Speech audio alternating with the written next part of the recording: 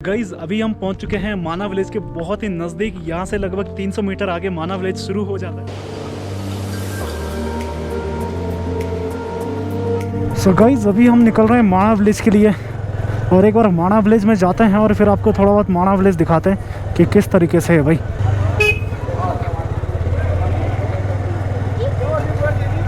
तो ये थी बद्रीनाथ जी की मार्केट। जैसे आप बद्रीनाथ में एंटर होते हैं तो आप इस मार्केट से होते हुए जाएंगे।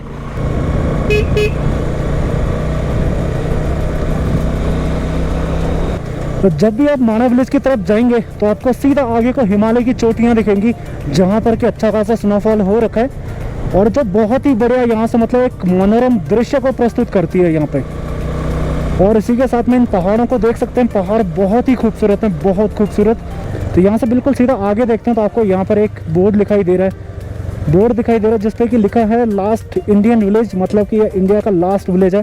तो गाइज अभी हम पहुंच चुके हैं माना विलेज के बहुत ही नज़दीक। यहाँ से लगभग 300 मीटर आगे माना विलेज शुरू हो जाता है। तो यहाँ से जो माना विलेज का व्यू आ रहा है ना, बहुत ही सुंदर आ रहा है। एक बार आपको माना विलेज दिखाता हूँ यहाँ से किस तरीके से दिखाई दे रहा है। तो यहाँ से बिल्कुल सीधा आगे देखते हो तो आगे आपको माना विलेज दिखाई दे रहा है, जो कि बहुत ही सुंदर दिखाई दे रहा है। और इसी के साथ में ये माना विलेज का बोर्ड देख सकते हैं यहाँ पे कि भाई लास्ट इंडियन विलेज, मतलब कि लास्ट इंडिया का आखिरी गाँव। यहाँ से 27 किलोमीटर जैसा मैंने बताया था, अगर आगे को जाता है तो इंडो चाइना बॉर्डर शुरू हो जाता है और फिर वहाँ पे जाके शायद हमारी आर्मी रहती है वहाँ पे। जो यहाँ पर 6 महीने बीतते हैं ना, विंटर के 6 मंथ बीतते हैं जो, दरअसल उस टाइम पे ये पूरा का पूरा मतलब बर्फ़ से ढका होता है, पूरा का पूरा स्नोफॉल हो रखा होता है यहाँ पे, अच्छी तरीके से बर्फ़ होती है यहाँ पे।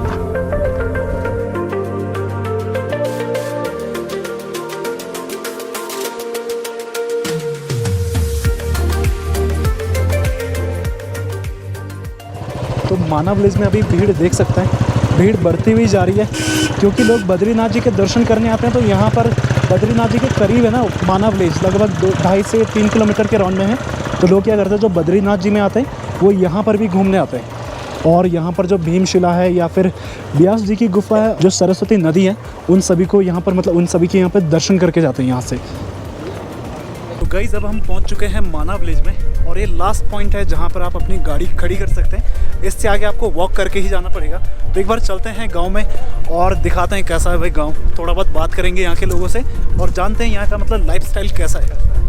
आगे चलते हैं, क्षेत्रपाल जी में दर्शन करते हैं। क्षेत्रपाल जी वैसे हमारे जो हम बोलते हैं ना, हम घंटियाल देवता बोलते हैं, कई जगह पर क्षेत्रपाल जी बोलते हैं और गोलू देवता भी बोलते हैं, राइट? बोलते हैं, हाँ। कुमाऊं की साइड में गोलू देवता कहते हैं। तो ये देख सकते हैं यहाँ पे काफ़ी बढ़िया भाई। तो गाइस अब पहुंच चुके हैं हम क्षेत्रपाल जी के मंदिर में, जो कि माना विलेज का एक बहुत ही प्रसिद्ध मंदिर है। तो एक बार आपको दिखाते हैं इस मंदिर को और इसमें एक बार इस मंदिर को देखते हैं ना, तो इसमें हमारा मतलब कल्चर जो केदारनाथ शैली है वो झलकती है इसमें।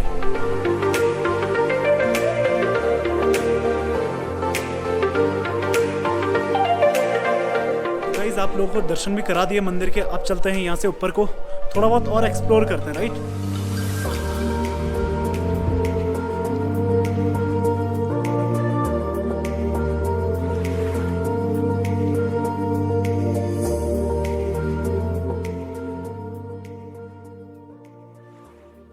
अच्छा दादाजी, ये सरस्वती माता की जो लुप्त होना हिस्ट्री है ना, ये जो इतिहास लुप्त होना का वो क्या मतलब इतिहास कुछ बता सकते हैं आप? वो मेरे ख्याल से भागवत की रचना हो रही थी। हाँ।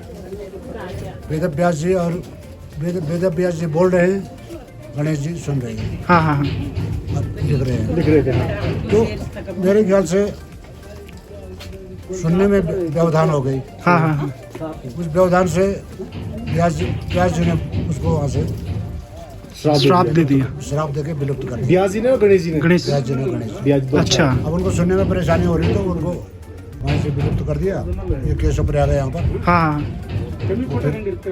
अलकनंदा में मिल गई, वहाँ पर फिर सरस्वती का नाम वहीं पर खत्म हो गया। अच्छा। अलकनंदा हो गया यहाँ से सीधे। हाँ हाँ। तो प्रयागराज में फिर सरस्वती की एक धारा अलग ही बताते हैं। अच्छा अच्छा।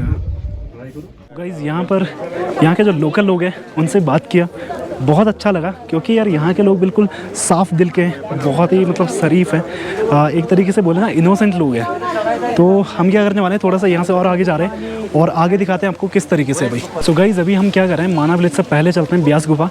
तो एक बार ब्यास गुफा देख के आते हैं कहते हैं जैसे ही ब्यास गुफा देखते हैं ना तो एक किताब की तरह लगती है, तो एक बार देखते हैं। सो गाइज अभी हम ब्यास गुफा के रास्ते में, लेकिन यहाँ पर एक गणेश जी का मंदिर पड़ता है, तो बोलते हैं कि जैसा अगर ब्यास गुफा में जाना है तो पहले यहाँ पर गणेश जी के दर्शन करने हैं, फिर उसके बाद ऊपर जा सकते हैं। तो एक बार दर्शन करके आते हैं, फिर ब्यास गुफा एक्सप्लोर करते हैं।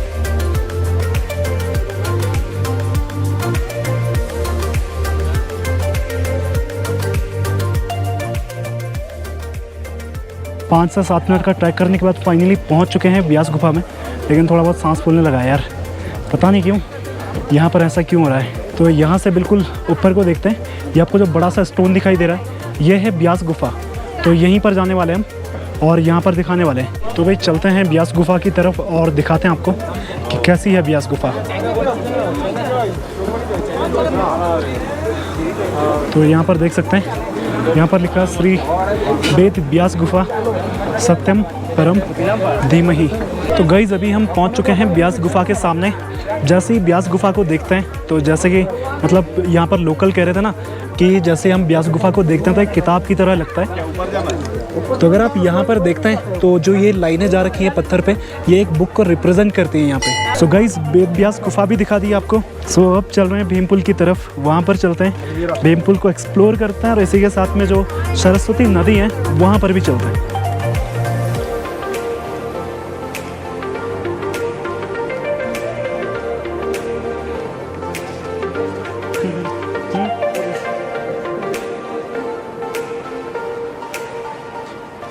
तो यहाँ पर देख सकते हैं सरस्वती मंदिर। जैसे यहाँ पर पहुँचते हैं आपको सबसे पहले सरस्वती मंदिर का गेट दिखेगा और यहाँ पर सीधा इस चट्टान के अंदर में आप सरस्वती माता के दर्शन कर सकते हैं। लेट हो जाएगा, हम चलने में 5 किलोमीटर है। चलो हम दोनों चलते हैं। तो गाइस जैसे कि मैंने बोला था कि हम वहाँ पर पहुँच चुके हैं जहाँ पर भीम जी ने पुल बनाया था और यहाँ पर सरस्वती माता का मंदिर भी है, जो कि मैंने थोड़ा बहुत दिखा दिया आपको, लेकिन एक बार फिर से दिखाते हैं। तो ये है सरस्वती माता का मंदिर, जो पुराना मंदिर है, ये गुफा है ये।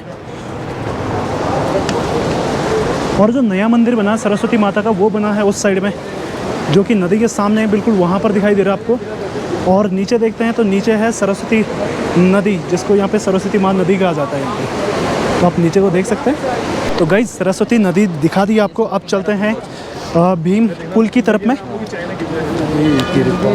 और भीम पुल दिखाते हैं एक बार किस तरीके से बना है। दरअसल भीम जी ने एक पूरी की पूरी शिला रखी है यहाँ पे, बहुत बड़ा पत्थर रखा है कि जिससे कि द्रौपदी जी उस टाइम पे क्रॉस कर सके। तो अगर यहाँ पर देखते हैं बिल्कुल सामने, तो आपको ये जो स्टोन दिख रहा है, बहुत बड़ा स्टोन दिख रहा है, इसे ही कहते हैं यहाँ पे भीमशिला या फिर भीम पुल भी कहते हैं इसे यहाँ पे। और अगर इस भीम पुल की बात करें तो जब महाभारत काल जो चल रहा था, जब पांडव यहाँ से स्वर्ग की तरफ जा रहे थे, मे बी स्वर्ग की तरफ ही जा रहे थे, तो दरअसल ये जो सरस्वती नदी है ना, उसका वेग देख के, जो उसका प्रभाव था और मतलब जिस तरीके से बह रही थी, उस फ्लो को देखकर द्रौपदी जी डर गई थी उस टाइम पे। तो भीम जी ने क्या किया कि यहाँ पर उनको क्रॉस कराने के लिए पूरा का पूरा स्टोन यहाँ पर उठा के रख दिया था। तो फिर तब द्रौपदी जी ने क्रॉस किया था, तो इसलिए इस जगह को भीम पुल कहा जाता है, क्योंकि भीम जी ने यहाँ पर पूरा का पूरा पत्थर रख दिया था। और गाइज इसी के साथ में अगर थोड़ा सा अगर यहाँ पर देखते हैं, जैसे मैंने आपको सरस्वती नदी बताई थी, तो आप यहाँ से नीचे को सरस्वती नदी देख सकते हैं और बिल्कुल थोड़ा सा वहाँ पर, तो वहाँ पर जाके सरस्वती नदी ख़त्म हो जाती है, अलकनंदा जी के साथ में मिल जाती है और सरस्वती का नाम वहीं पर ख़त्म हो जाता है। तो आप इस बात से समझ सकते हैं कि सरस्वती नदी थोड़ा सा ऊपर, यहाँ पर जो ये बड़े बड़े स्टोन है, यहाँ से उसका उद्गम स्थल है और यहाँ पर जाके नीचे जाके ख़त्म हो जाती है। सो गाइज माणा विलेज भी दिखा दिया आपको, इसी के साथ में ब्यास जी की गुफा भी दिखा दी, गणेश जी की जो गुफा है वो भी दिखा दिया, भीम पुल दिखा दिया, सरस्वती नदी दिखा दी। और अब चलते हैं जो बहुत ही इंपॉर्टेंट है, हर कोई यहाँ पर इसीलिए आता है भाई, जो इंडिया की मतलब हिंदुस्तान की जो लास्ट दुकान है ना, चाय की दुकान, तो वहाँ पर चलते हैं और एक बार चाय पीते हैं। क्या बोलते हैं हरी भाई? बिल्कुल बिल्कुल चलते हैं। सो गाइज अब पहुँच चुके हैं हम हिंदुस्तान की अंतिम दुकान, जहाँ पर चाय की चुस्की का मज़ा लेंगे। तो एक बार आपको दिखाते हैं यहाँ पे। तो जैसे कि आप सामने देख पा रहे होंगे, ये है इंडियन लास्ट शॉप भाई, हिंदुस्तान की लास्ट दुकान। मैं पंजाब से चल के आया हूँ, साइकिलिंग करता आ रहा हूँ। मैं उत्तराखंड, हिमाचल और जम्मू कश्मीर कवर करना है मेरे को। मैं कॉलेज टाइम से ही हिल स्टेशन पे बहुत घूमा और दिल से हमेशा रहता था कि स्नोफॉल देख सकूं, बट हमेशा क्या होता था कि यहाँ मेरे पहुँचने से पहले स्नोफॉल हो जाता था या बाद में होता था। साइकिलिंग करते हुए 18 किलोमीटर का ट्रैक जो है, ये तो पूरा पैदल आना पड़ा है क्यों रोड टूटा हुआ है, काफ़ी एग्जॉस्ट हो चुका था। बट जैसी एंट्री मारी, पता नहीं कैसे एकदम से स्नोफॉल हो गया। वो शायद बद्रीनाथ जी जो खुश हो गए कि हाँ बेटा चल के आया है, उन्होंने साथ में स्नोफॉल करा दिया। जो मेरी वो तमन्ना थी वो साथ के पूरी हो गई। उसके बाद मैं यहाँ पर एक दिन रुका, नेक्स्ट बद्रीनाथ जी के दर्शन किए, नेक्स्ट मैं गया नीलकंठ पर्वत के ट्रैक किया। ट्रैक काफ़ी स्टीप है बट वहाँ जाके जो आनंद मिलता है उसके जैसा आनंद कहीं नहीं मिलेगा, आप एक बार ज़रूर जाके देखिएगा। फिर एक वो था, जैसे ये माना है, माना के लास्ट विलेज है, then these are the last shops of माना।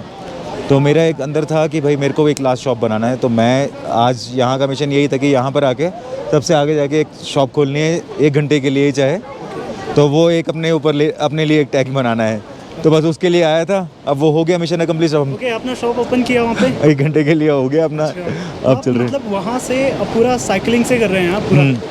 बहुत बढ़िया भाई, बहुत बढ़िया।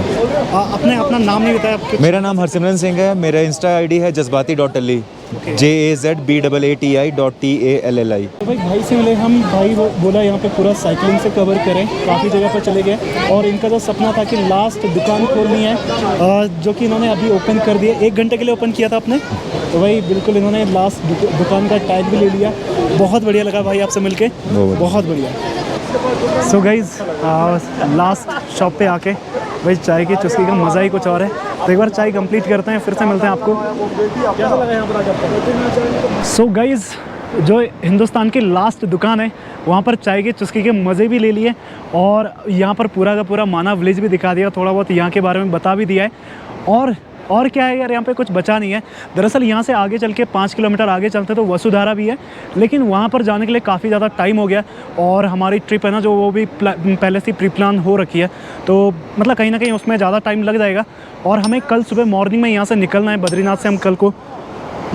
हम कल यहाँ से वापस निकलेंगे। इस जगह का एक्सपीरियंस तो बता ही दिया हमने, बहुत ही बढ़िया रहा है। इसी के साथ में जो गांव है, गांव भी बहुत बढ़िया, गांव के लोग बहुत ही अच्छे हैं भाई, बहुत ही शांत स्वभाव के हैं। तो गाइज़, इस ब्लॉग को यहीं पर एंड करते हैं। होपफुली आपने ये ब्लॉग एंजॉय किया होगा, ये वीडियो अच्छी लगी होगी। वीडियो अच्छी लगी हो तो वीडियो को लाइक करना, शेयर करना, चैनल पर नहीं हो तो चैनल को सब्सक्राइब करना और बेल आइकन प्रेस करना, जिससे कि आपको आने वाली वीडियोस की अपडेट मिलती रहे।